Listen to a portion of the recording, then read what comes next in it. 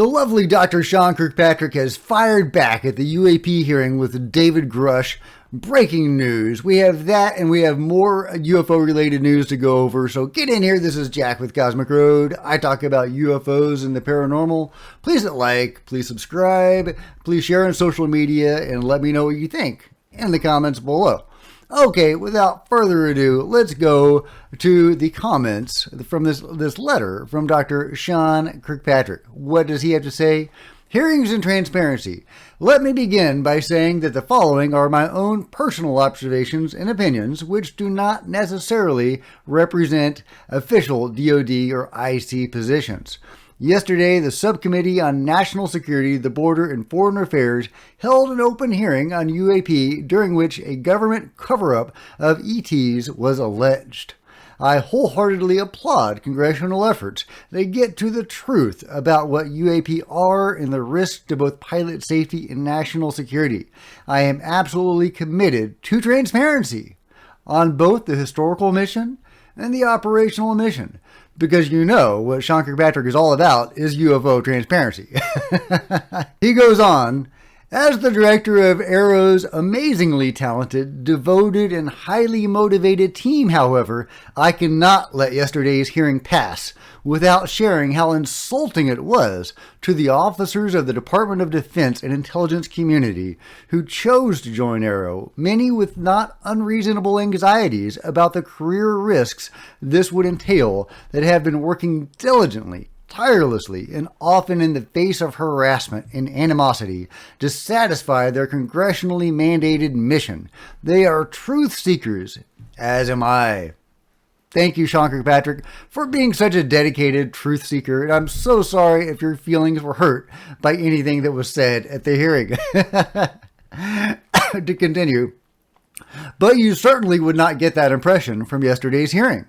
AARO was established by law to investigate the allegations and assertions presented in yesterday's hearing. Allegations by its witnesses of retaliation, to include physical assault and hints of murder, are extraordinarily serious, which is why law enforcement is a critical member of the AARO team, specifically to address and take swift action should anyone come forward with such claims.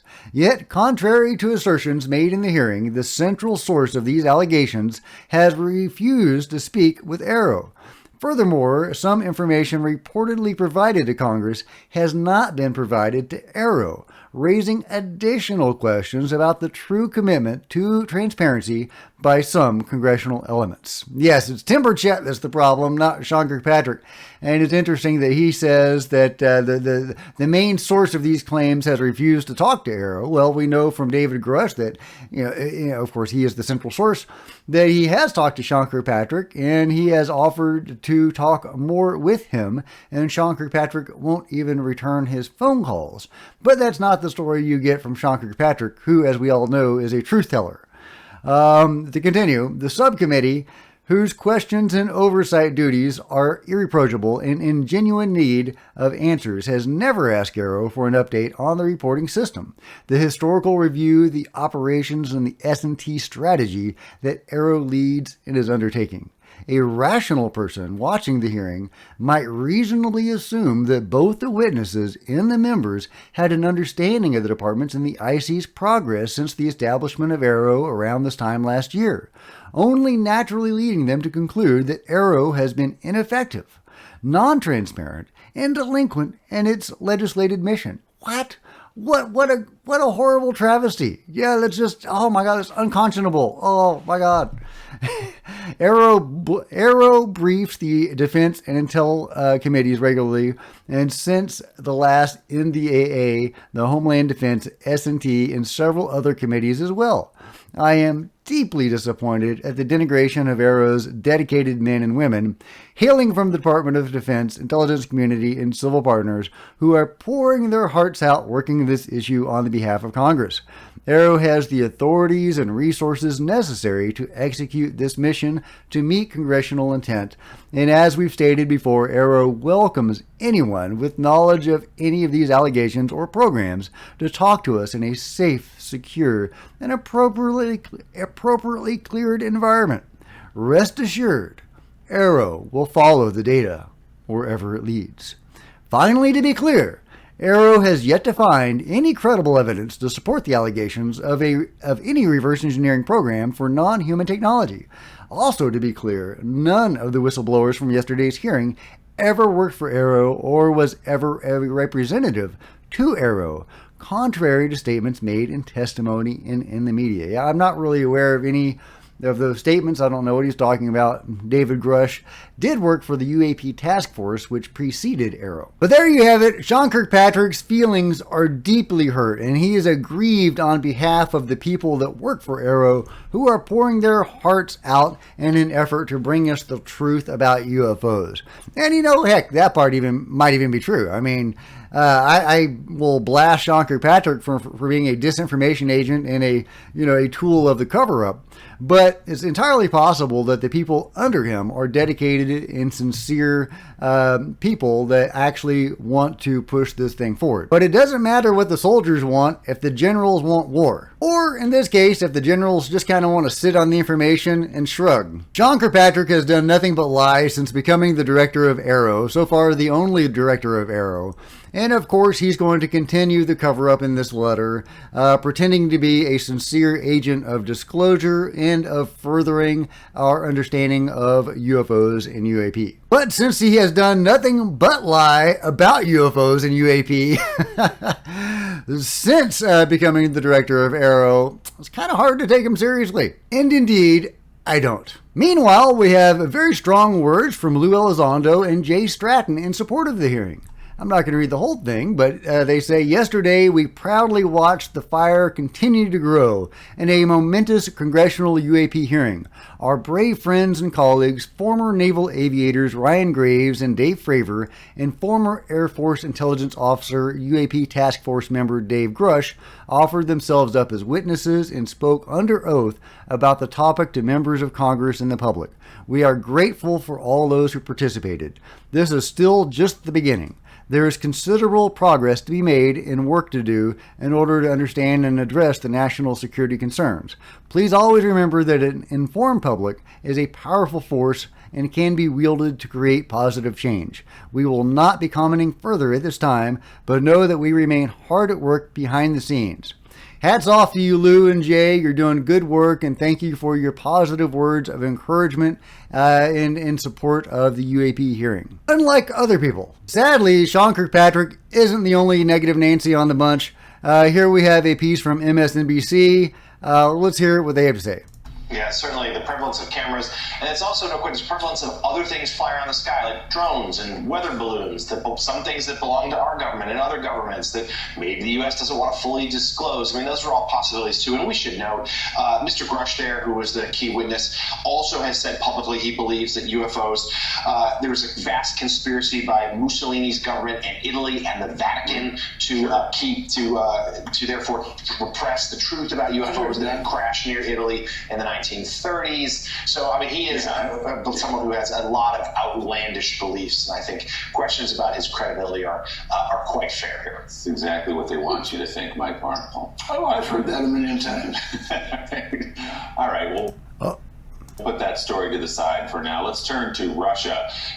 Yeah, let's turn to Russia. Okay. So there you go, MSNBC continuing the cover-up as far as I could tell, at least continuing the stigma and eye-rolling related to UFOs, saying that the whole Mussolini story is so silly, I guess you could just discount the whole thing, right? There's no UFOs, there's no UAP, because a UFO once crashed in Italy and the dictator of Italy came into possession of it. So, so somehow that makes it all a laughing matter. Now, if the aliens talk with an Italian accent, that would be funny. But seriously, I love the Mussolini story. It is a great UFO case and really interesting in the history of ufology, since it occurred pre-Roswell, even pre-Foo Fighters. This is a great case, and it seems to have echoes that extend into the present moment. I'm talking about the murders that occurred in the Marconi Company in the 90s, of course, that I've talked about a lot. I think that is really interesting, but I'm not going to go into that now. Anyway, a great case, mocked and derided by MSNBC. Oh, and Science Bob McGuire had something interesting to say. Let's hear it. Take them, but look, I think what's going on, because it's what I've been told is going on, that they are hiding and moving everything as fast as they can to try to protect the asset. We've given them a year's warning. This is coming, and they keep delaying, so they don't know how to move the big ones, the monster size craft. And so they got to figure out what to do. I've been told. I'm going to tell you what I was told. I'm just, I'm not saying it's true, but I'm going to tell you what I was told by someone I trust, and I hope they'd have good information. They're just going to take them off and fly them up, and put them in orbit. They're going to take what up, fly them up, and put them in orbit? They're going to take the big craft that are too big to hide out of the hiding place and fly them into orbit. Well, if they can be flown. Apparently, that's what they're claiming. Oh. Wow. I don't know. And Melinda Leslie says, nah.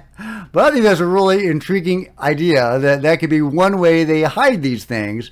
Is just fly them off. But who knows? I don't know who Science Bob's sources are, so I can't say, but it's a fun idea. Fun, but also disturbingly possible in another way they could be hiding this evidence. Meanwhile, we have this gentleman who, before the hearing, claimed he was going to release several intriguing UFO videos if they were not shown in the hearing.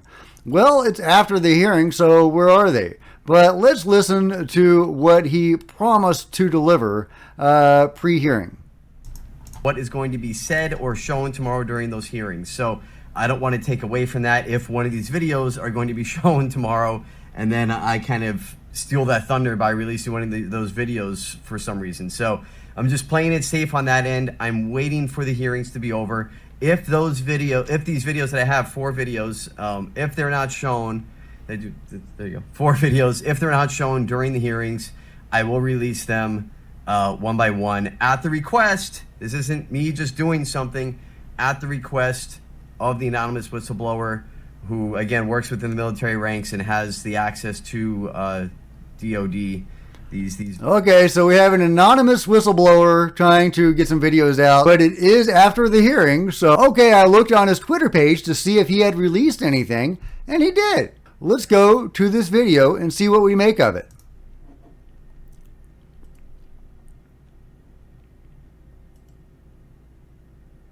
And this is a video, I believe, taken of a monitor. This isn't the raw video. So if this is some military whistleblower getting these videos out, maybe he's taking a video of what he's being shown and he doesn't have access to the actual files. I mean, could those be balloons? I mean, those things are not moving like balloons. Could those be birds?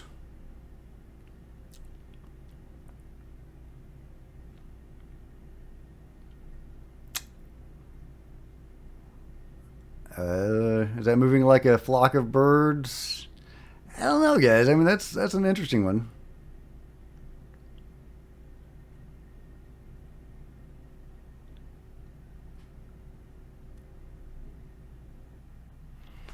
What do you guys think? Is that a genuine UFO? It's certainly weird, but could it be birds? Could it be balloons? I don't think it's balloons, but I think maybe birds. I don't know, maybe a legit UFO incident. And I'll close with some surprisingly sage advice from Chris Cuomo. Yeah, I don't come to him for sage advice, but he's got an important point that he makes. He's taking questions from the audience or from callers in, and one of them asked a very pertinent question that I've been asking myself, and you'll hear what he has to say and how Chris responds to it. Wanted to uncover the truth, hear some information, but it just sounds like we're trading from one group of people with secrets to now a new group of people with secrets. Was that kind of a contradictory move on their end?